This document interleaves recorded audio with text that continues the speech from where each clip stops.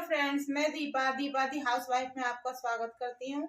तो चलिए फ्रेंड्स, करते हैं दिन की शुरुआत एक नए ब्लॉग के साथ। तो ये रामनवमी के शाम का समय हो रहा है। ये ब्लॉग मैं रामनवमी के शाम को शुरू कर रही हूँ। तो गाइज, पहले तो मैंने कर दिया कुलदीप के जाने की तैयारी, उसकी पैकिंग, क्योंकि वो 3-4 दिन के लिए घूमने के लिए जा रहा है बाहर और रात को निकलेगा वो। तो मैं कीर्तन में से 7:30 पौने 8 तक आ जाऊंगी और 8 सवा 8 बजे वो निकल जाएगा। तो उधर से पैदल नहीं आऊंगी, मैं उनका ऑटो में ही आ जाऊंगी, क्योंकि जल्दी से फिर वो जाएगा तो मेरे से मिल लेगा। वो तो बोल रहा था कि मम्मी आज मत जाओ कीर्तन में, लेकिन ऐसा है कि आज लास्ट। तो गाइज, यहाँ पे धुल गए मेरे कपड़े, तो इनकी लगा लिए मैंने तय, मैं इनको रख रही थी। और अब गाइज पता है क्या होता है कि कपड़े धो तो 2-2.5 घंटे में ही कपड़े ऐसे हो जाते हैं, बिल्कुल जलने लगते हैं। तो मैं साथ के साथ 2-2.5 घंटे में ही कपड़े ले आई थी, क्योंकि अब बहुत जल्दी कपड़ा सूख जाता है। गर्मी इतने होने लगी, कपड़े क्या अगर हम और आप खड़े हो जाएं छत पे तो हम भी सूख जाएं, इतनी गर्मी होने लग गई है अभी से।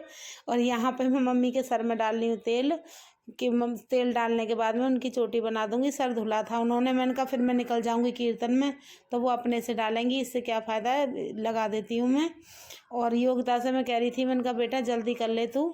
तो कुलदीप कह रहा था मम्मी 9 दिन व्रत रखा, आज क्या मैं चाप खाया हूँ। तो मैं उससे यही बोल रही थी, मैंने कहा तू बाहर की चीज़ों के लिए भागता रहता है, कुछ घर में खा लिया कर।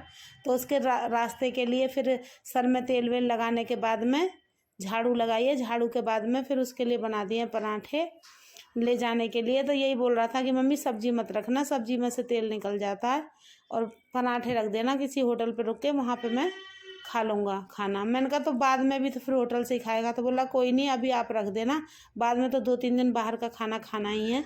तो मैंने कहा ठीक है। तो यही सब मैं बातें भी कर रही हूँ आपसे, और साथ के साथ मम्मी की चोटी भी गुथ रही हूँ।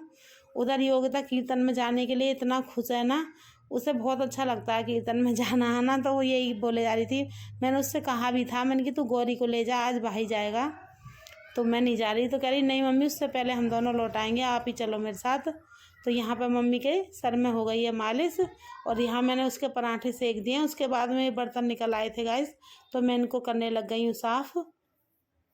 मैंने कहा फिर ये घर के काम ख़त्म करके मैं भी हो जाऊंगी कीर्तन के लिए तैयार। तो वो कुलदीप बार बार यही बोल रहा था कि मम्मी टाइम से आ जाना।